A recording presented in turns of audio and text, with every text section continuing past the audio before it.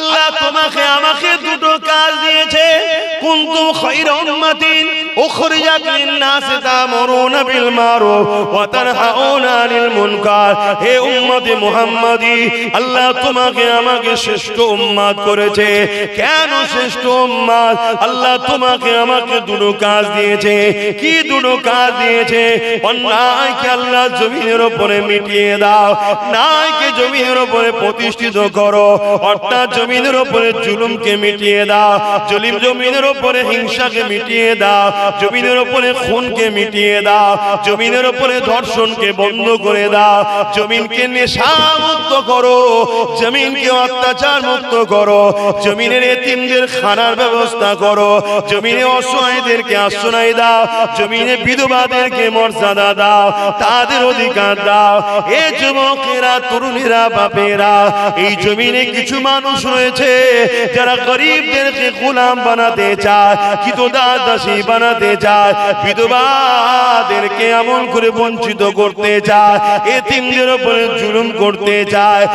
এক কথাই তাদের ধারণা হলো গরিবের বাঁচার কোনো অধিকার নাই, তারা ইসলামের মূলত বিরোধী করে। কিন্তু তুমি আমি যদি রাসূলুল্লাহর প্রকৃত প্রেমিক হয়, তাহলে তোমার আমার দায়িত্ব রাসূলুল্লাহ সুন্নাতকে পালন করা। আল্লাহ নবীর সুন্নাত ছিল, নবী আমার জালিমদের বিরুদ্ধে লড়াই করেছে, গরিব দুঃখী অসহায়দের পক্ষে দাঁড়িয়ে। আরো জোরে বলুন সুবহান। ইসলাম নামাজও দিয়েছে, ইসলাম খোদার পক্ষে খানা খাওয়াবারও কথা বলেছে। এই শুনছেন তো নাকি? চারিদিকে এখনো আওয়াজ বন্ধ হয়নি?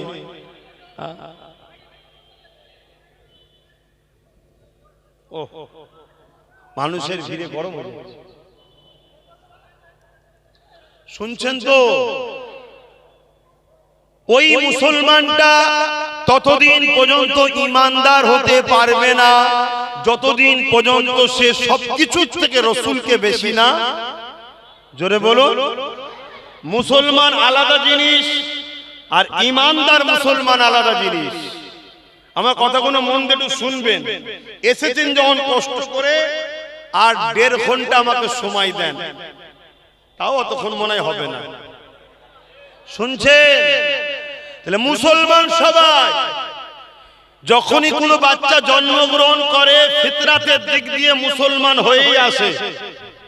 যারা উলামা ভাই আছে তারা ভালোভাবে জানে, এটা শুনে রাখেন। আজকে প্রত্যেকটা শিশু যখন জন্ম হয় ফিতরাতের দিক দিয়ে মুসলমান হয়ে জন্ম হয়। মুসলমান তো সবাই, কিন্তু মুসলমানের মধ্যে 3টে কোয়ালিটিতে ভাগ হয়ে যায়। 1 নম্বর মুসলমান ইমানদার মুমিন মুসলমান। দ্বিতীয় কোয়ালিটি মুনাফিক মুসলমান। তৃতীয় গায়ের মুসলমান। মুসলমান সবাই, শুনছেন তো নাকি? মুমিন মুসলমানকে, যে মুসলমান দুনিয়ায় এসে এই অন্তরে একটা স্ট্যাম্প লাগায়, ওই স্ট্যাম্পটা কি? লা ইলাহা ইল্লাল্লাহ মুহাম্মাদুর রাসূলুল্লাহ, अल्लाह के सिवा दूसरा कोई माबूद ही नहीं, अल्लाह के सिवा दूसरा कोई माबूद ही नहीं। একমাত্র মালিক মাবুদ হলেন একজন আল্লাহ, এটা এখান থেকে বিশ্বাস করে নিওয়া। দ্বিতীয় নম্বর হলো মুহাম্মদ রাসূলুল্লাহকে রাসূল জেনে জানের থেকে বেশি ভালোবেসে আদবের সঙ্গে এখান থেকে মেনে নেওয়া। এই স্ট্যাম্পটা যে লাগায় সে জান্নাতে যাবার ভিসা পেল।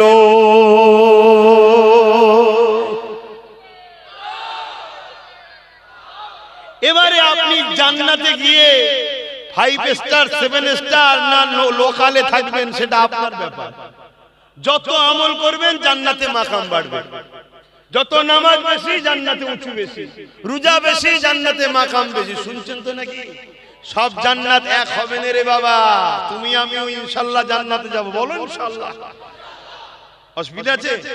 আল্লাহ বলেছে যে আমার উপরে আশা করে আমি তাকে নিরাশ করি। তাহলে আশা করবে না কেন? বলো ইনশাআল্লাহ জান্নাতে যাব। কিন্তু খাজা হুজুরও জান্নাতে যাবে, এক ক্যাটাগরি হবে মনে হয়। এইটা তো মাথায় রাখা দরকার। তিনি কত ভিআইপি, তার জন্যই ভারতবর্ষে ইসলাম এসেছে। তাহলে এক হয়, আর আমাদের জন্য ইসলামের ক্ষতি হচ্ছে, তাহলে কি করে এক হয়?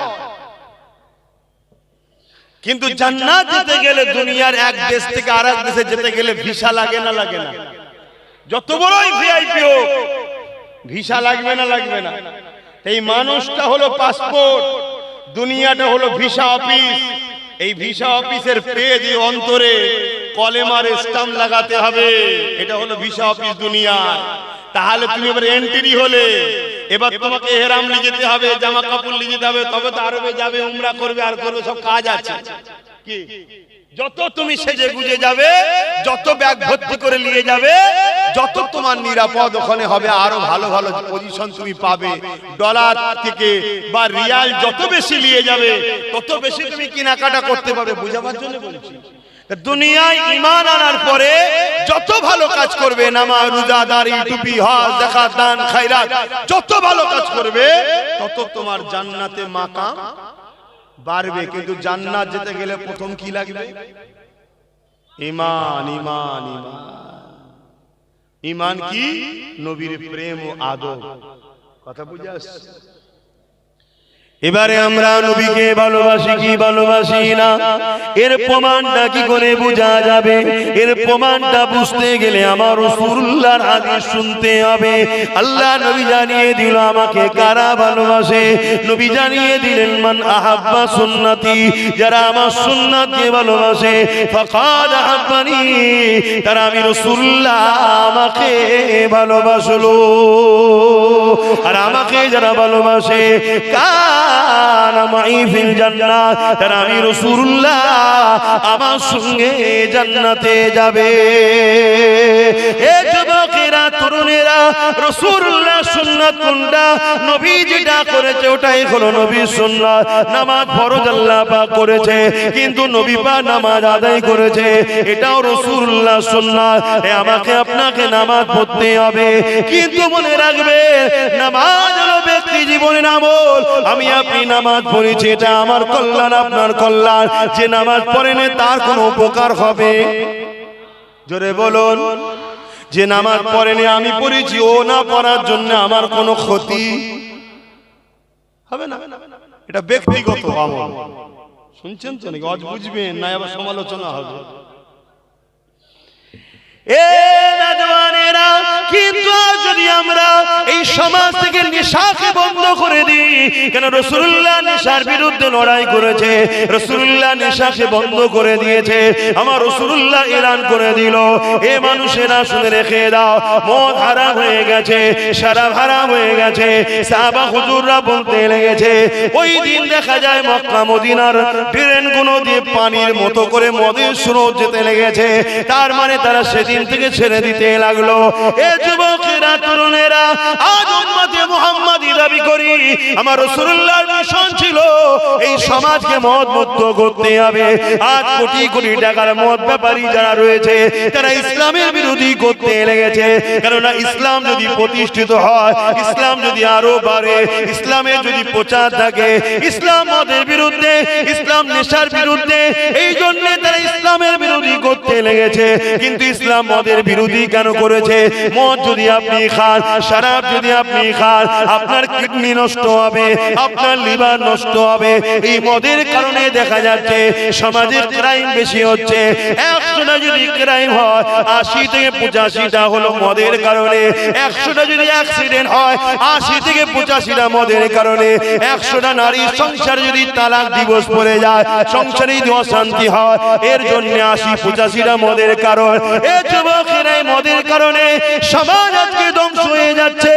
উম্মতে মুহাম্মাদি, তোমার আমার দায়িত্ব হলো এই সমাজকে মদ মুক্ত করতে হবে। এই মদের কারণেতে আজ আমাদের কলকাতা তিলোত্তমা বোনটা আজ রেপ শুধু হয়েছে তা নয়, তাকে কি মর্মান্তিকভাবে হত্যা করা হয়েছে, আজও তার বিচার হলো না। এ যুবকেরা, তরুণেরা, বাবেরা, এই মদকে বন্ধ করা উম্মতে মুহাম্মাদি তোমার আমার দায়িত্ব। দাঁড়িয়ে রাখা যেমন রাসূলুল্লাহ সুন্নাত রাখো, কিন্তু মনে রাখবে দাড়ি রাখার থেকে অনেক বড় সুন্নত হলো মদ মুক্ত করার জন্য লড়াই করা।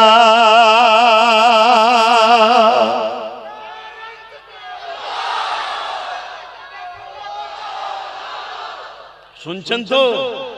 হ্যাঁ, তাহলে প্রত্যেকটা জায়গা থেকে এই আওয়াজ ওঠা দরকার। মদ মুক্ত বাংলা চাই, মদ মুক্ত ভারত চাই, মদ মুক্ত বাংলা চাই, মদ মুক্ত ভারত চাই। কারণ এটা আমার মাতৃভূমি, রাসূল তিনার মাতৃভূমিকে ভালোবেসেছে। মক্কা ছিল রাসূলুল্লাহর মাতৃভূমি, আমাদের মাতৃভূমি ভারতবর্ষ। তাহলে এই ভারতকে মদ মুক্ত করতে হবে, বাংলাকে মদ মুক্ত করতে হবে। এই নিয়ে আওয়াজ শুধু নয়, এই নিয়ে আমাদের চেষ্টা, এই নিয়ে আমাদের সংগ্রাম, এই নিয়ে আমাদের লড়াই দরকার আছে না? হাত তুলে বলা আছে না? লম্বা করে হাত তোলা আছে না? কিন্তু তুমি যখন এই কথা শিখাবে, তোমার আমার রাজ্যেরই সরকার এ তো মদ ব্যাপারী, এ তো রেগে যাবে। আমাদের সরকার মদ ব্যাপারী না? মদ ব্যাপারী না? মদ বিক্রি করে না? করে না? গর্ব করে করে বলে যে আমি মদে ফার্স্ট। তাহলে মাতাল সরকার, তাহলে তো আমাদের উপরে খেপে যাবে। কিন্তু বলো, তুমি আমি উম্মতে মুহাম্মাদি দাবি করে মদের বিরুদ্ধে কথা না বলে মাতাল সরকারকে ভোট দিচ্ছি, কিয়ামত দিন নবীর শাফাত পাওয়া যাবে মনে হয়? এবার আপনার আমার মাথায় কেউ ঢুকাতে পারে এটা তো গণতান্ত্রিক দেশ, এখানে কি করা যাবে? অ্যাকচুয়ালি ব্যাপারটা হলো তারাও সংবিধান পড়ে না আর আপনার সংবিধান জানা নাই। শোনেন, আমি গর্ব করে বলছি আমি ভারতীয়, আমি গর্ব করে বলছি আমার সংবিধানকে আমি ভালোবাসি। কেন? আমার সংবিধান নেশার বিরুদ্ধে। বলুন আলহামদুলিল্লাহ। তাহলে এমন একটা দেশে আমরা বসবাস করছি যে দেশে আমার কোরআন মদের বিরুদ্ধে, আমার রাসূল মদের বিরুদ্ধে, আমার দেশের সংবিধানটা নেশা মদের বিরুদ্ধে। তাহলে মদ বন্ধ হওয়া দরকার আছে না? না। কিন্তু মদটা বন্ধ করতে গেলে হুজুর শুধু ওয়াজ করলে হবে? এখান থেকে ফু দিলে মদ বন্ধ হয়ে যাবে? তার জন্য তাহলে আমাদেরকে তৈরি হতে হবে। আমরা সেই লোকের পাশে দাঁড়াবো, সেই রকম লোক তৈরি করব, তাদের পিছনে সাপোর্ট করে আমরা পাঠাবো। যা আইনের ঘরে যা, ওইখানে গিয়ে বিল পাস কর, মদ মুক্ত বাংলা চাই। কথা বুঝে আসছে না? না, এই কথা কাজটা করা বা এই কথাটা বলা কি আব্বাস সিদ্দিকীর ভুল? কথা বলেন, আওয়াজ দেন, আওয়াজ দেন। ভুল? হ্যাঁ, আজকে অনেক হাজি সাহেব আছে আমার কওমের দাবিদার, নাউজুবিল্লাহ। রাত্রিরে কালকে ভোট, আজকে রাত্রিরে বাড়ি বাড়ি মদ পাঠায়। শুনছেন? হ্যাঁ, আপনাদের আশপাশেও আছে। আপনি আমাকে শুধু হুজুর ভাবছেন কেন? আমি আরো কিছু জানেন না তো আপনারা? কথা বুঝে আসছে না? নাই? তাহলে বলুন, আমার ধর্মের ক্ষতি অন্যজনরা করার সাহস পেচ্ছে কেন? আমার মধ্যে গাদ্দার ঢুকেছে। যেদিন আমাদের সংখ্যা কম ছিল সেদিন বিজয় আমরা লাভ করতাম। আজকে সংখ্যা আমাদের বেড়েছে, আজ আমরা চতুর্দিকে অপমানিত, লাঞ্ছিত, মার খাচ্ছি। কারণ কি? যেদিন সংখ্যা কম ছিল সেদিন আমাদের মধ্যে গাদ্দার ছিল না, আর সংখ্যা বেড়েছে আমাদের মধ্যে গাদ্দার ঢুকে গেছে। যে গাদ্দার গুলো দুনিয়ায় সামান্য পদের জন্য, সামান্য একটু গাড়ি বাড়ির জন্য, সামান্য একটু নিজের নাম হবে এর জন্য ইসলাম বিদ্বেষীদের চামচাগিরি দালালি করে আমাদেরকে পিছন থেকে টেনে রাখে। যদি আমার ছেলে উঠতে চায়, আমার ঘর থেকে কেউ একটু বেরোতে চায়, আমার ঘর থেকে কেউ যদি দাঁড়াতে চায়, তাকে পিছন থেকে টেনে নেয়, হুমকি দেয়, চমকায়, মারে, ধরে। এগুলো হলো আমার জাতের মধ্যে গাদ্দার। কথা মাথায় ঢুকছে না? ঢুকছে না? আজকে সবাই জানে, কিন্তু বড় দুঃখের বিষয়, কে গাদ্দার কে মুনাফিক চিনতে হবে আমাদেরকে। এক, দ্বিতীয় নম্বর, কারো হুমকি চমকানো দেখে ঘাবড়ে গেলে তোমার আমার বাচ্চা কোনো, তাহলে কিন্তু চোখ থাকতো কানা, মুখ থাকতো বুবা, কান থাকতো কালা হয়ে যাবে। কথা শুনছে? আর আমার আল্লাহ আমাদেরকে যে দুটো কাজ দিয়েছে, ওই দুটো কাজ যদি না করি আল্লাহ ছেড়ে দেবে? আল্লাহ কাজ দিয়েছে তো, অন্যায়কে মিটাও, ন্যায়কে প্রতিষ্ঠিত করো। এবারে একটা প্রশ্ন হতে পারে, ও রাব্বি আল্লাহ পাক, আমি অন্যায় বিরুদ্ধে বললে অন্যায়কারীরা পুলিশ নিয়ে এসে আমার নামে কেস দেবে, আমি অন্যায় বিরুদ্ধে বললে অন্যায়কারীরা আমার দোকান ভেঙে দেবে। ও রাব্বি আল্লাহ, আমি অন্যায়কারীদের বিরুদ্ধে বললে অন্যায়কারীরা আমার টোটো চালানো বন্ধ করে দেবে, অন্যায়কারীরা আমার ঠ্যাং ভেঙে দেবে, অন্যায়কারীরা আমাকে মারবে। এ যুবকেরা, তরুণেরা, এটাই তো আল্লাহ পরীক্ষা তোমাকে নিচ্ছে। তুমি আমি যে বলি আল্লাহ তোমাকে ভালোবাসি, তুমি আমি যে বলি আল্লাহ তোমার জন্য জীবন দিতে পারবো, তুমি আমি যে বলি সব কিছুর আগে আল্লাহ ও রাসূল, এই তোমাকে আমাকে আল্লাহ পরীক্ষা নেবে। পরীক্ষা যদি না বেলাল হুজুরকে নিত, তাহলে আমরা বলতাম কেমন করে আল্লাহ পাকের প্রেমিক যারা হয় তারা কেমন হয়, এই কথা আমরা বুঝাতাম কি করে। নামাজ তো হাজারো লোক পড়ে, রোজা তো হাজারো লোক রাখে, মসজিদ তো দিনকে দিন বেড়েছে, দাড়ি টুপি তো দিনকে দিন বেড়েছে, সব কিছু বাড়ার পরও তুমি আমি আজ লাঞ্ছিত অপমানিত কেন? একটাই কারণ, যেটা সহজ কাজ ওখানে আমাদেরকে পাওয়া যায়, কিন্তু জঙ্গলকে পরিষ্কার করার সময় তোমাকে আমাকে পাওয়া যায় না। এ যুবকেরা, তরুণেরা, আমার নবী পাকের ইতিহাস শোনো। আল্লাহ নবী, নবী দয়ার নবী 40 বছর বয়স যখন হলো, নবী আমার নবুয়তের এলান করলেন, আনা মুহাম্মদ রাসূলুল্লাহ। দুনিয়া জালিমরা আমার নবী পাকের বিরুদ্ধে লেগে গেল। আমার নবী পাক কি করেছিল? তাদের বিরুদ্ধে সংগ্রাম করেছে, তাদের বিরুদ্ধে লড়াই করেছে। কেন লড়াই করেছে? আল্লাহ জমিনের উপরে অন্যায়কে বন্ধ করতে হবে, আল্লাহ জমিনের উপরে অত্যাচার বন্ধ করতে হবে, আল্লাহর সৃষ্টিকে বাঁচাতে হবে। এই লড়াই রাসূলুল্লাহ করতে লেগেছে। এই লড়াই রাসূলুল্লাহর দান্দা মুবারক শহীদ হয়েছে। এই লড়াই রাসূলুল্লাহ শরীরে খুন পর্যন্ত ঝরেছে। এই লড়াই রাসূলুল্লাহ তায়েফের জমিন অজ্ঞানে পড়েছিল।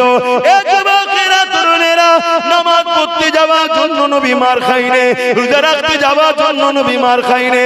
নবী মার খেয়েছে অন্যায়কে বন্ধ করার জন্য। আর নামাজ নবী কবে এনেছে? নামাজ তো নবী এনেছে 610-এ।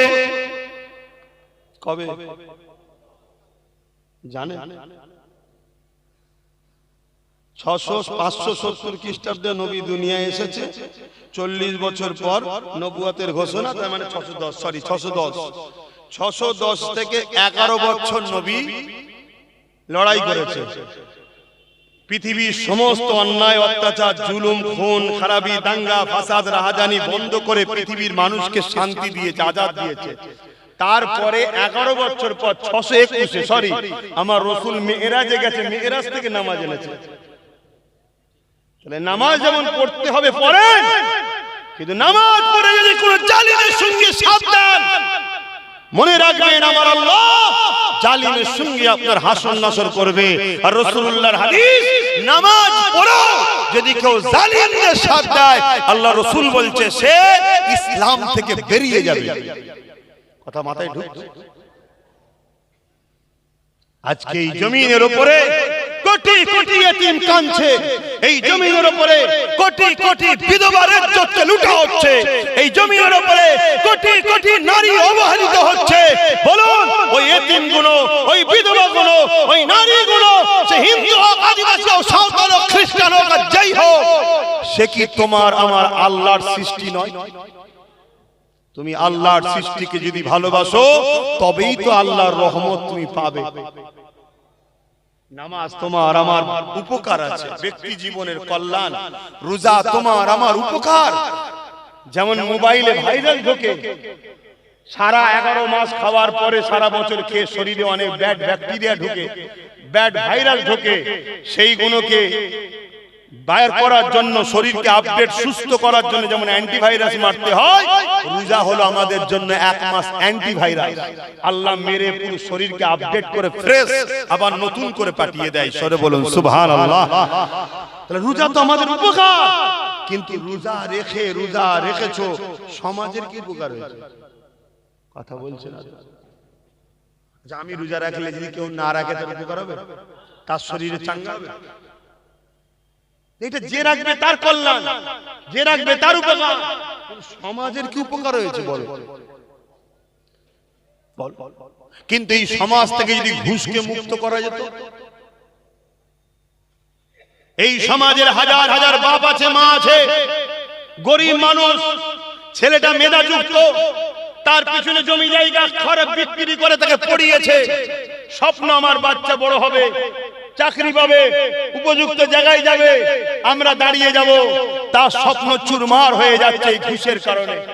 অনুপযুক্ত লোক চাকরি পাচ্ছে, অনুপযুক্ত লোক ডাক্তার হচ্ছে, অনুপযুক্ত লোক বিভিন্ন হসপিটালে সুযোগ পেয়ে যাচ্ছে, অনুপযুক্ত লোক সুযোগ পাওয়ার দরুন আপনি যখন চিকিৎসার জন্য যাচ্ছেন তখন আপনার অ্যাপেন্ডিসাইড অপারেশনের নামে কিডনিকে কেটে বিক্রি করা হচ্ছে।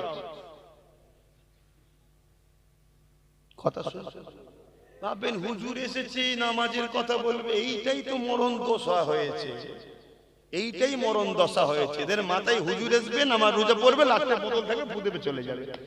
এসব কথা বুঝাবে কেন? পুরো পৃথিবীর বুকেই তোমাকে আখিরাতের কল্যাণ লুকিয়ে আছে।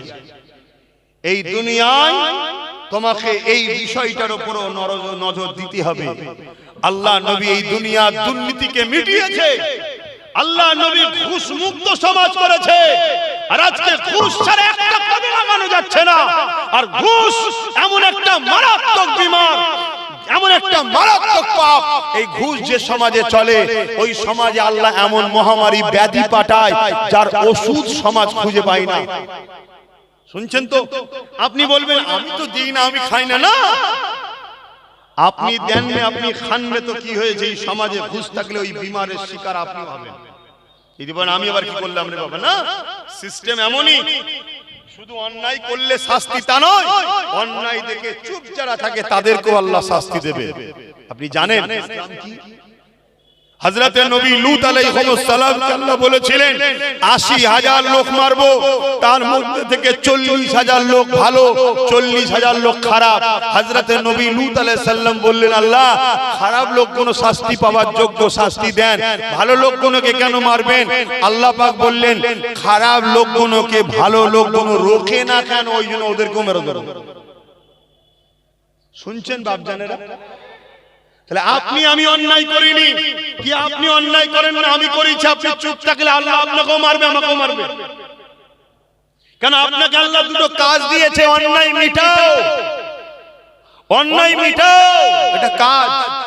আর আজকে তুমি আমি খামোশ হয়ে যাওয়ার দরুন, তুমি আমি আল্লাহ ও রাসূল থেকে সরে যাওয়ার দরুন, তুমি আমি গান ফাংশন যাত্রা দুনিয়ার বিভিন্ন লোভ লালসায় জড়িয়ে থাকার দরুন আজকে জালিমরা মাথা তুলেছে।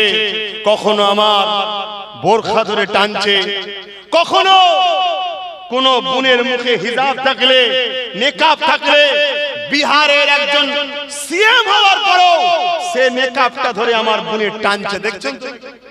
জোরে বলুন। এটা তাকে দেশ অধিকার দিয়েছে, সংবিধান অধিকার দিয়েছে।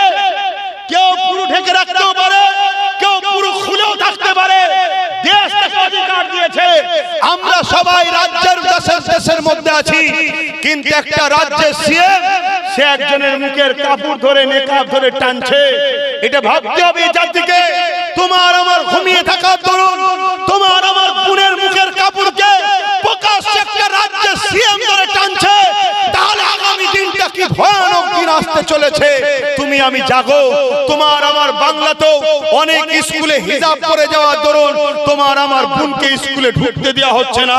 তোমার আমার বোনকে তারা উলঙ্গ দেখতে চাইছে, তারা তোমার আমার বোনকে কোরআন সুন্নাহ বিরোধী দেখতে চাইছে। তাহলে একদিকে কোরআন সুন্নাহ মানতে গেলে স্কুলে ঢুকতে পারবে না, আর স্কুলে ঢুকলে জান্নাতে যেতে পারবে না। এই বিচখানে দাঁড়িয়ে থেকে এই যুব সমাজকে প্রশ্ন করছি, দেশ যখন রাইট দিয়েছে যে যেভাবে থাকতে পারে, তাহলে এদের অধিকার কে দিল তোমার আমার পছন্দের উপরে আঘাত দিবার? একটাই কারণ, তুমি আমি ঘুমোচ্ছি তাই এরা এই অধিকারটা পেয়েছে। আমার কথা বুঝছো তো ভাইরা? আমার যুবকরা বুঝছো তো? আজ হয়তো আমার কথা পছন্দ না হতে পারে, কিন্তু মনে রেখে দিও গত ৮ বছর ধরে বলছিলাম যে তোমার আমার অকাত যাচ্ছে। আজকে গেছে তো নাকি? আজকে বলে যাচ্ছি, যদি আজ না জাগো কাল তোমার স্ত্রী তোমার থাকবে না, কাল তোমার বেটি নিরাপদে থাকবে না, কাল তোমার বাচ্চা নিরাপদে থাকবে না, কাল তোমার বাচ্চাকে পড়তে পাঠাবে, সন্ধ্যায় খবর পাবে লাশ হয়ে কোথায় পড়ে আছে, কাল তোমার মেয়েকে পড়তে পাঠাবে, সন্ধ্যায় খবর পাবে রেপ হয়ে পড়ে আছে। যদি আজ না জাগো, কেন জঙ্গল যখন সমাজে গুন্ডা রাজ শুরু হয়, তখন কিন্তু সেই গুন্ডা রাজকে মিটাতে যদি না পারো, তাহলে কিন্তু তার আগুনে তোমার আমার ঘরের বাচ্চাদেরকেও পুড়তে হবে।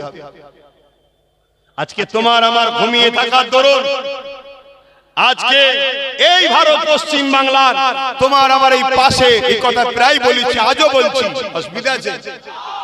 এই পাশে ভাটপাড়াতে বিজেপির নেতা অর্জুন সিং, সে বলছে ইসলামে নাকি রেপ করাটা খারাপ কাজ নয়। বলুন নাউজুবিল্লাহ। ইসলামে রেপ করা ভালো? এই ইসলামে রেপ করা ভালো? ইসলাম রেপ করতে বলেছে? তাহলে এই মেসেজটা তোমার আমার পিছনে কোটি কোটি অমুসলিম ভাইদের কাছে যাচ্ছে না, যায় না? বলো বলো বলো। যদি এর শাস্তি না হয়, তার মানে কথাটা বাস্তব প্রমাণ হলো। অন্যায় করলে তো শাস্তি হবে নাকি?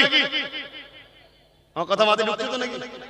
তাহলে কালকে তুমি যখন কোন জায়গায় ঠেলালে কোন মুসলিম এলাকায় ঢুকবে, অমুসলিম এলাকায় ঢুকবে, কেরা নাই মুসলমান, ওদের মাথায় ঢুকবে এদের রেপ করা ভালো কাজ, এই এলাকায় খবর দেখবি নাই, মেরে মেরে মেরেই ফেলবে।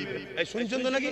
তুমি ট্রেনে উঠবে, কালকে লোক স্ট্রাইক করবে, এই মুসলমানদের ঘরে ট্রেনে উঠতে দেওয়া হবে না, এরা রেপ করে, এরা রেপ করা ভালো কাজ দেয়।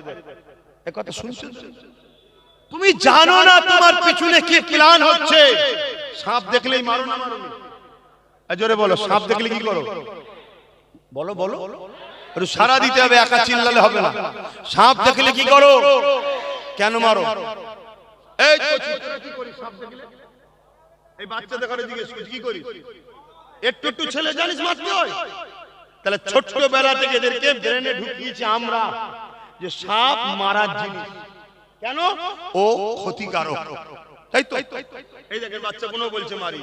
তোমার আমার পিছনে কোটি কোটি লোককে ছোটবেলা থেকে ব্রেনে ঢুকানো হচ্ছে, আজ থেকে 60 70 80 বছর ধরে মুসলমান মানে এদেরকে মেরে দিতে হয়, এরা খারাপ জিনিস। না হয় 60 70 বছরের মুরব্বিকে টেনে ধরে গালে চড় মারে একটা মেয়ে, কেন মারছে? তার মেন্টালিটিতে সেটিং হয়েছে মুসলমানকে মেরে দিতে হয়, মুসলমানকে শেষ করে দিতে হয়। যেমন সাপ দেখলে মারতে হয় তোমার আমার ব্রেন, তেমন মুসলমানকে দেখে মারো। এই প্ল্যানটা তৈরি হচ্ছে, অলরেডি হয়ে গেছে। তাই বিভিন্ন জায়গায় গণভিড়ের মাধ্যমে মিটতে মারতে মারতে মারতে মেরে ফেলছে না ফেলেন? জোরে বলো। আমার বাংলাতেই ক্যানিংয়ে নিশ্চয়ই সোশ্যাল মিডিয়ায় দেখেছো, সিসি ক্যামেরায় ধরা পড়েছে। সে বেঁচে ছিল, তারপরও তার পায়ে দড়ি বেঁধে টানতে টানতে পাকা রাস্তার উপর দিয়ে লিয়ে গিয়ে তাকে মেরে ফেলা হলো। আমার বাংলাতেই বাঁকুড়াতে গরু ব্যবসা করে মুরব্বি মানুষ, হাতে পায়ে দড়ি বেঁধে তাদেরকে কিভাবে পিটানো হলো। আমার বাংলাতে রিকশা চালক মুসলমান হওয়ার দরুন তাকে মারা হলো। আমার বাংলাতে থানার মধ্যে মুসলমান ছেলেদেরকে পিটিয়ে পিটিয়ে মেরে ফেলা হচ্ছে। কোথায় আছো তুমি? তাই বারবার বুঝিয়েছি, আজও বুঝাচ্ছি, এর জন্য দোষী যারা মারছে শুধু তারা নয়, তোমার আমার গাফলতি, তোমার আমার ঘুমিয়ে থাকা, তোমার আমার সজাগ না হওয়াটার জন্য দোষী। আমার কথায় একমত হতে পারছো তো নাকি? হোম মন দিয়ে শোনো, বুঝার চেষ্টা করো। আজকে অর্জুন সিং বলছে ইসলামে নাকি রেপ করাটা খারাপ কাজ নয়। ওর শেষ শাস্তি হয়েছে, ওর জেল হয়েছে। সরকার কে রয়েছে? ওদের পক্ষে না বিরুদ্ধে? জোরে বলো। সরকার তো বলছে আমি বিজেপির বিরুদ্ধে। যদি বিজেপির বিরোধী হয় তাহলে এই সুযোগকে ধরে জেলে ভরা দরকার ছিল না? ছিল না? এত লোক কেস করলো, তারপরেও ধরলো? জোরে বলো, ধরে নে। অথচ নওশাদ সিদ্দিকীকে সরকার 42 দিন জেল খাটালো না? কারণ কি? দাড়িওয়ালা টুপিওয়ালা নেতা হবি? দাড়িওয়ালা টুপিওয়ালা নেতা হবি কি রে? যেমন আজকে সরকার বলছে ঘুগনি বিক্রি করে খা, এটা এমনি বলে, অ্যাকচুয়ালি বুঝাতে চেয়েছে অন্য জিনিস। তোরা আবার নেতা হবে কি রে? তোরা তো ঘুগনি বিক্রি করে খাওয়ালো, তোরা তো কিছুই বসালো। তাদের ঘরে ছেলে একটা বড় হচ্ছে, নেতা হতে যাচ্ছে, সমাজকে চালাবে বলছে, দেশকে চালাবে বলছে, রাজ্যকে চালাবে বলছে, তাকে ধরে 42 দিন ভরে রাখতে পারলো, তার কিছুই দোষ নেই, কোনো প্রমাণই হলো না দোষ। কোর্ট থেকে তাকে জামিন করে দিয়ে খালাস করে দেওয়া হলো। কিন্তু আজকে এত বড় একটা ধর্মের বিষয়ে সংবিধান বিরোধী একটা ভারতবর্ষের দ্বিতীয় বৃহত্তম ধর্ম মান্যওয়ালাদের মানুষ মুসলমান ইসলাম এবং পশ্চিম বাংলায় মুসলমানরা যার সাথে, তারাই পশ্চিম বাংলার মসনদে বসে তাদের ধর্মের বিরুদ্ধে বিজেপি নেতা এত বড় কথা বললো, আমাদের রাজ্য সরকার তার বিরুদ্ধে কোনো ব্যবস্থা নিয়েছে? আর অথচ ওয়াকফ নিয়ে যাও একটা আন্দোলন করতে, জামাল মসজিদ ভাঙতে দিচ্ছি না, দেবো না, কেন্দ্রের কালা সরকার মানছি না, মানবো না, মুদি হাটাও, দেশ বাঁচাও, অমনি দেখবেন মমতার পুলিশ তুলে যাবে। আরে আমি মোদির বিরুদ্ধে বলছি, তুই নিয়ে যাচ্ছিস কেন? বলছে না, ওটা আমার দাদা হয়। শুধু বোকা আমরা রয়ে গেলাম, বাকি সবাই চালাক হয়ে গেছে, সবাই যে যার ঘর গুছিয়ে নিয়েছে, শুধু বোকা আমরা রয়ে গেলাম। আর এই বোকা এই জন্য হয়ে গেলাম কেন আমাদের কাছে আল্লাহ ও রাসূলের আগে এদের ঘরে প্রাধান্য দিয়ে ফেলেছি। এজন্য আল্লাহ ও রাসূল আমাদের থেকে মুখ ফিরিয়ে নিচ্ছে। কথা মাথায় ঢুকছে? এজন্য বুঝুন, এখনো সময় আছে। ইসলাম নারীদেরকে মর্যাদা দিয়েছে না দেয়নি? আমি তো চ্যালেঞ্জের সাথে বলছি, ইসলাম নারীদেরকে এত মর্যাদা দিয়েছে, ইসলামের মোকাবেলা যদি কেউ করতে চাও, একজন কেউ আসো, এসে বলো যে ইসলামের থেকে বেশি নারীদের মর্যাদা আমি দিয়েছি, আমরা দিয়েছি, দেখো। ইসলাম নারীকে এত মর্যাদা দিয়েছে, ইসলাম বলছে কেউ যদি নারীকে রেপ করে, তাকে গলা পর্যন্ত পুঁতে পাথর মারতে মারতে মেরে ফেলো। কেন? নারী হলো মায়ের জাত, যে পুরুষ মায়ের জাতকে সম্মান করতে জানে না, ও মানবরূপী পশু, পাগলা হয়ে গেছে, ওর বেঁচে থাকার এই সমাজে অধিকার নাই। এর নাম হলো ইসলাম। জোরে বলুন সুবহানাল্লাহ, আরো জোরে বলুন সুবহানাল্লাহ। আর যারা ইসলামের নামে মিথ্যাচার করছে, তাদের দলও অনেক রেপিস্ট নেতা আছে, আর তাকে যারা ধরছে না, রাজ্য সরকারও রেপিস্টদের বাঁচাবার জন্য সুপ্রিম কোর্টে কেস চালাচ্ছে। জানেন আপনারা? এই জানেন? এই কথা বলছেন আপনারা না? মনে হলো হুজুর সব ঠিক আছে, এই সরকারের বিরুদ্ধে বলছেন কেন? এটা মনে হচ্ছে নাকি? সরকারের বিরুদ্ধে যদি বললে অসুবিধা হয়, তাহলে কোরআন শরীফ থেকে ফেরাউনের পাঠকে বাদ দিতে হবে, নমরুদের পাঠকে বাদ দিতে হবে। নাউজুবিল্লাহ, ফেরাউন, নমরুদ, এগুলো সব রাজনীতির নেতা ছিল না? ছিল না? তাহলে তাদের বিরুদ্ধে তো বলা যাবে না? ও, তাদের বিরুদ্ধে খুব বলে। কিছু মলি সাহেব আছে, ক্যাঁ ক্যাঁ করে চিল্লাই ফেরাউনের বিরুদ্ধে, বলছি তো মরে গেছে, কিছু করতে পারবে না, এগুলো জেন্ত ফেরাউন, এদের বিরুদ্ধে বলিস নি, কেস হয়ে যাবে।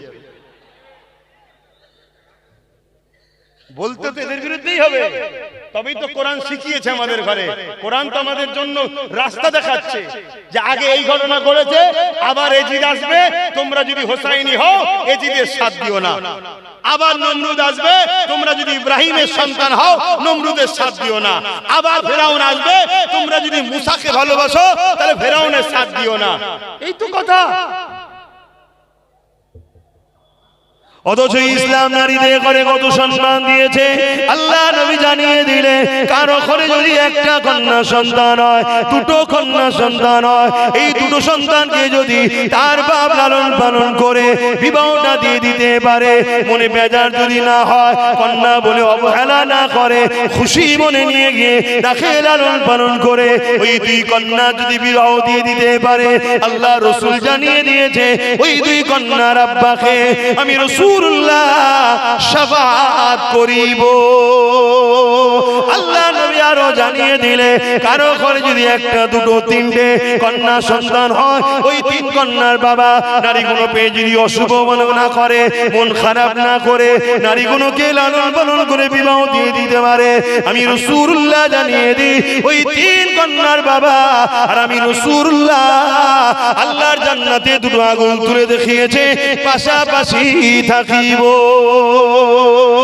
এই কথা শুনে এক সাহাবী বলতে লাগলো, ইয়া রাসূলুল্লাহ হাবিবাল্লাহ, আমার তো একটি মাত্র কন্যা, হুজুর আমি এই নিয়ামত থেকে বঞ্চিত হয়ে গেলাম।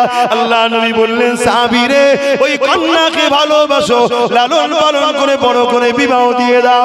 আমি রাসূলুল্লাহ বলি, তোমারও শাফাত আমি নবী করব।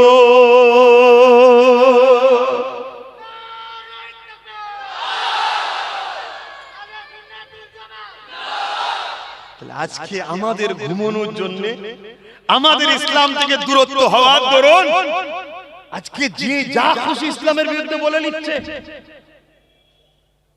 শুনছে, আজকে আবার কেন্দ্র সরকার একটা আইন তৈরি করেছে 2025-এ, ওয়াকফ কালা কানুন। শুনেছেন তো নাকি?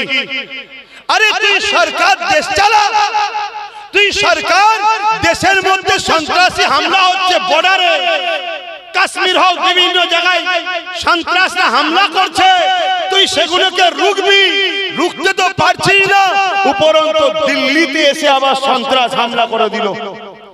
এইগুলো তো দেশের সরকারের কাজ চালানো, ঠিক না বেঠিক? মানুষ কি করে রুজি পাবে, চাকরি পাবে, দেশের বেকারত্ব কি করে দূর হবে, এটা তো দেখা দরকার। কেন্দ্র সরকার এইদিকে নাকাম, হেরে গেছে, পারছে না। দেশ দিনকে দিন গরিবের দিকে যাচ্ছে, জিডিপি ধ্বংস হয়ে যাচ্ছে, ডলারের নাম আকাশ ছোঁয়া, সেই জায়গা আমার দেশের টাকা পতন হচ্ছে। এই সবকে চাপা দেওয়ার জন্য কেন্দ্র সরকার আইন তৈরি করছে, মসজিদ মাদ্রাসা কবরস্থান ওয়াকফকে লুটবে। আইন করেছে না করেন? এজন্য বলে, আরে আমার মসজিদ আমি চালাবো, মন্দির হিন্দু চালাচ্ছে, গুরুদুয়ার শিখ পাঞ্জাবিরা চালাচ্ছে, খ্রিস্টানরা তাদের চাষ চালাচ্ছে। মসজিদের দায়িত্ব তো মুসলমানদের, মুসলমান চালাবে, মাদ্রাসা মুসলমান চালাবে, কবরস্থান মুসলমান দেখবে, খানকা মুসলমান দেখবে। কিন্তু না, আজ আমার কম এদের চামচাগিরি করে করে নিজের পায়ে না দাঁড়ানোর দরুন আজকে ওরা আইন তৈরি করছে কি 29 লক্ষ বিঘে জায়গা ভারতবর্ষে ওয়াকফের আছে, সেই জায়গাকে আজকে সরকার লুটতে যাচ্ছে। অনেক জায়গার কবরস্থানকে ভেঙে বোল্ডোজার দিয়ে সমান করে সেখানে বড় বড় কোম্পানির হাতে তুলে দিয়েছে। তারা সিনেমা হল করবে, কি ফাংশনের জায়গা করবে, কি মদের জায়গা করবে। আজকে বলো জাতি, তোমার দাদুর কবরের উপরে ডিজে বাজছে, সেটা চাইছো? তোমার দাদুর কবরের উপরে পতিতালয় হোক, যেখানে মদের আলোর বলবে, নারীদের দেহ শোষণ করা হবে, এটা কি চাইছো? তুমি কি চাইছো তোমার মসজিদগুলোকে বুলডোজার দিয়ে ভেঙে দেওয়া হবে, বা ওই মসজিদকে সিনেমা হল তৈরি করা হবে, বা মদ খাবার আড্ডা তৈরি করা হবে? এটা কি উম্মত তুমি চাইছো? কিন্তু রুখবে কি করে? কি করে রুখবে? তাদের হাতে ক্ষমতা আছে, তারা আইন তৈরি করে দিয়েছে, দিয়ে আজকে দখল করছে। রাজ্য সরকার বলেছিল কোনো চিন্তা নেই, আমার থাকতে ওয়াকফ হতে দেব না। সেই রাজ্য সরকারও আমাদের সঙ্গে বিশ্বাসঘাতক করেছে না করেন? এটা আওয়াজ দিয়ে বলুন, করেছে না করেন? তাহলে কেন্দ্র সরকার যেমন আমার দিনের দুশমন, মসজিদ মাদ্রাসা কবরস্থানের দুশমন, রাজ্য সরকারও আমার দিন, মসজিদ মাদ্রাসা কবরস্থানের দুশমন না দুশমন? এবারে বলুন, লড়বে কি করে? এদের হাতে আইন আছে, এদের হাতে প্রশাসন আছে, এদের হাতে পাওয়ার আছে, কি করবে এবারে? তুমি যদি বলো আমি কি আর করব, তাহলে জাহান্নামে যাওয়ার জন্য তৈরি হও, জাহান্নামে যাওয়ার জন্য তৈরি হও। তোমার হাতে আল্লাহ পাওয়ার দিয়েছিল, সেই পাওয়ারকে তুমি তাদের পিছনে খরচ করলে, যাদেরকে তোমার পাওয়ারে যারা ক্ষমতায় এসেছে তারাই তো তোমার দিনের দুশমন। তাহলে আল্লাহকে জবাব দিতে হবে না? আমার কথায় কষ্ট পেচ্ছেন আপনারা? বেজার হচ্ছেন আপনারা? আমি 2008 আজ থেকে 8 বছর আগে থেকে বলছি যে মসজিদ যাচ্ছে, মাদ্রাসা যাচ্ছে, কবরস্থান যাচ্ছে, ঈদগাহ যাচ্ছে। একদল আলেম উলামা আমাকে কত ছোট বড় কথা বলেছে, অনেকে আমাকে নানান রকম কথা বলেছে, বিভাজন করছে, হানি করছে, ত্যান করছে, কত কি বলেছে। তারপর হঠাৎ করে অনেকে অকাবলে হুড়োহুড়ি করলো, করার পর এখন সব ঠান্ডা কেন? ঠান্ডা কেন? মনে রেখে দেন, আল্লাহ ছাড় দিয়েছে, ছেড়ে দেয়নি। বাবরি মসজিদ আমাদের থেকে নিতে পারতো না যদি আমার জাতের মধ্যে গাদ্দাররা বিক্রি না করতো মসজিদকে। তো ওয়াকফ এদের ক্ষমতা নেই আমাদের থেকে ছিনিয়ে নিতে পারে। এই আইনটা তৈরি হওয়ার পেছনেও আমাদের মধ্যে গাদ্দাররা লুকিয়ে আছে এদের সাথে। আগামী দিন আল্লাহর ঘর মসজিদ মাদ্রাসাকে বাঁচাবার জন্য আমাদের ঘরে লড়াইয়ের দরকার আছে না? না। কারা জান মাল দিয়ে লড়াই করতে রাজি আছেন? হাত তুলে সাক্ষী দেন।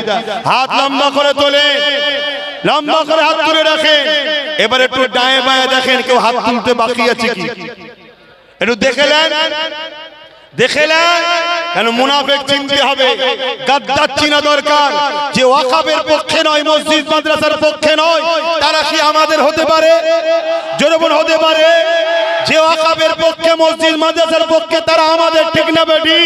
তাই আওয়াজ দিয়ে বলুন নারে তাকবীর, নারে দিবে দ্বীন ইসলাম, দ্বীন ইসলাম, কোরআন ও সুন্নাহ, কোরআন ও সুন্নাহ। ওয়াকফের দুশমনেরা, ওয়াকফের দুশমনেরা, ওয়াকফের দুশমনেরা, কেন্দ্রের জালিম সরকার মুর্দাবাদ, নারে তাকবীর। তাহলে বলুন এই লড়াই হবে না? হবে না। কিন্তু এই লড়াইয়ে হাতে লাঠি দরকার আছে না? না। লাঠি হিসেবে কাকে নেবে? হ্যাঁ,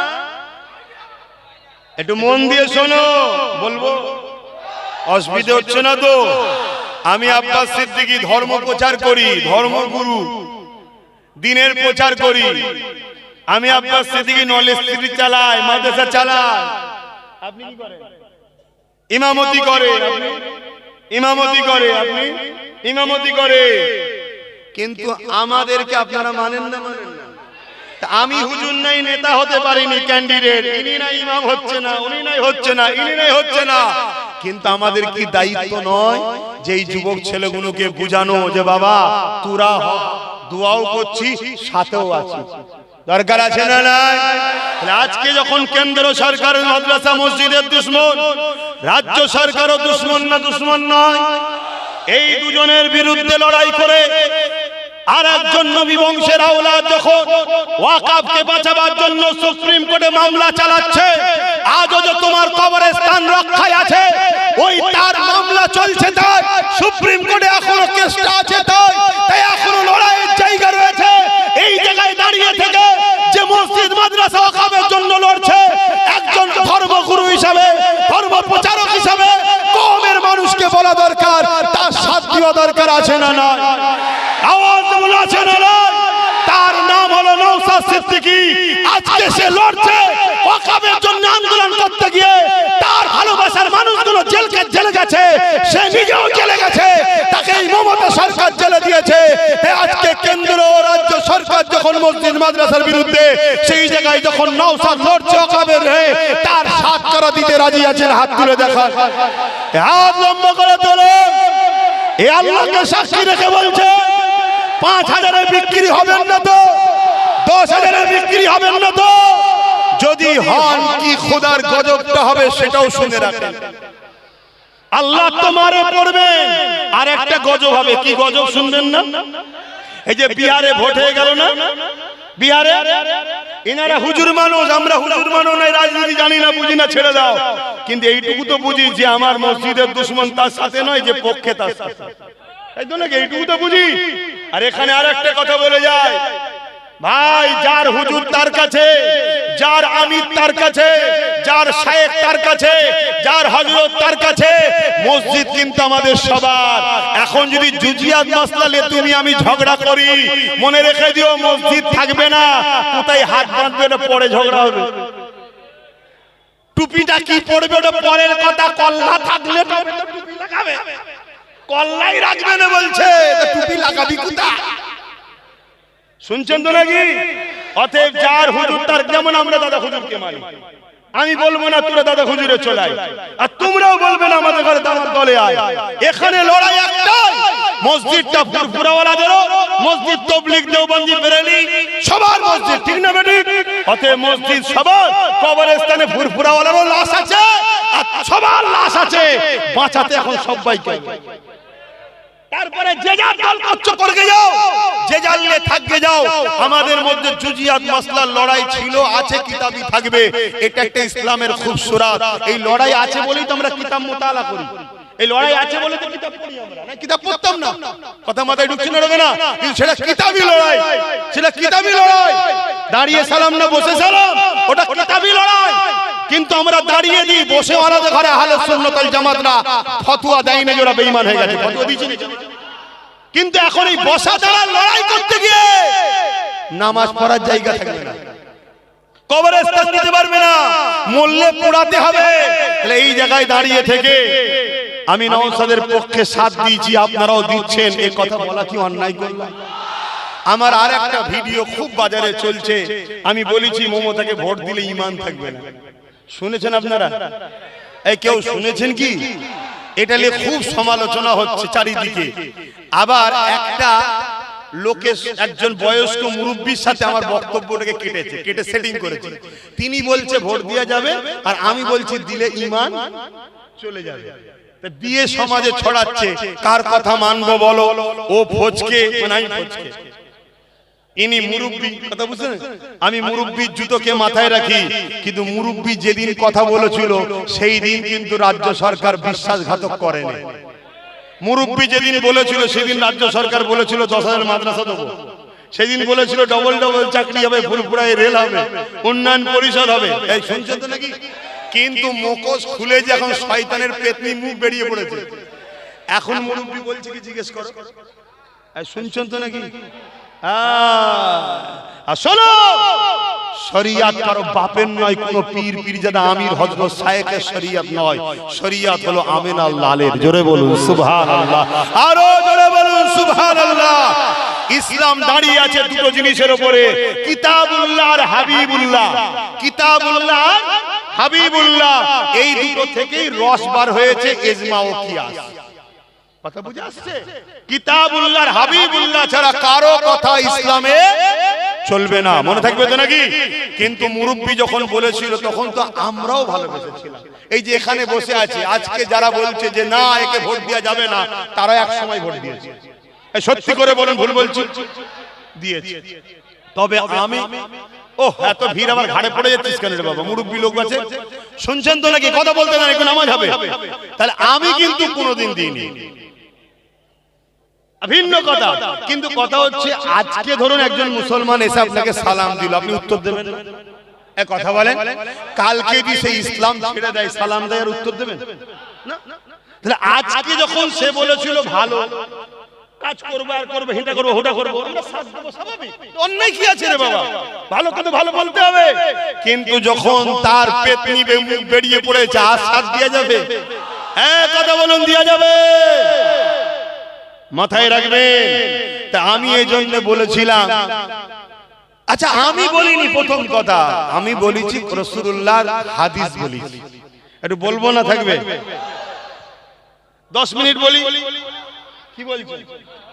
বলি নাকি? কারা কারা শুনতে চাইছেন একটু হাত তুলে সাক্ষী দেন, একটু মহব্বতের তাকবীর দেন। নারে তাকবীর, নারে দিবে, হাত তুলে বলুন লাব্বাইক। আপনারা বলবেন ইয়া রাসূলুল্লাহ, লাব্বাইক লাব্বাইক লাব্বাইক লাব্বাইক লাব্বাইক ইয়া রাসূলুল্লাহ।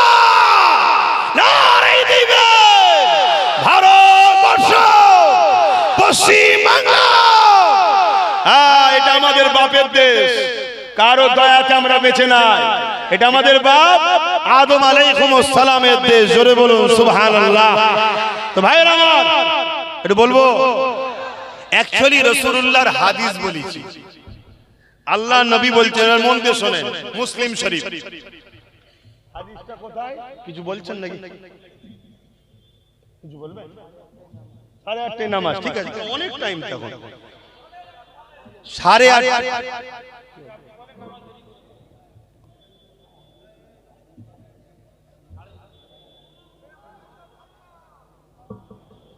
আচ্ছা আচ্ছা, এ কেউ তাবারুক খেতে আসেন রে বাবা, কে কে তাবারুক খেতে এসেছেন? কে কে তাবারুক খেতে এসেছেন? যারা তাবারুক খেতে এসেছেন হাত তোলেন, তাদের কি তাবারুক দেওয়া হবে? আর যারা হাত তুলবেন না দেওয়া হবে না? তাবারুক খাবেন? এই তাবারুক খাওয়ার জন্য আসেন। কোনো মন খাবার কি? এই সেদিন বোম্বাই গত পরশুদিন ছিলাম, গতকালকেই তো এলাম। ও বেচারিরাও আইডিয়ার ফেল হয়ে গেছে। কথা বুঝে আসছে? মন খারাপ তো কেউ করে না, মন খারাপের ব্যাপার নেই। ও মোস্তফা জানে রহমতের গোলামকে দেখলেই এরা খুশি হয়ে যায়, আলহামদুলিল্লাহ। আর আমি তোমাদেরকেও বলে যাচ্ছি, নবীর গোলাম হও, নবীর গোলাম হও, নবীর গোলাম হও।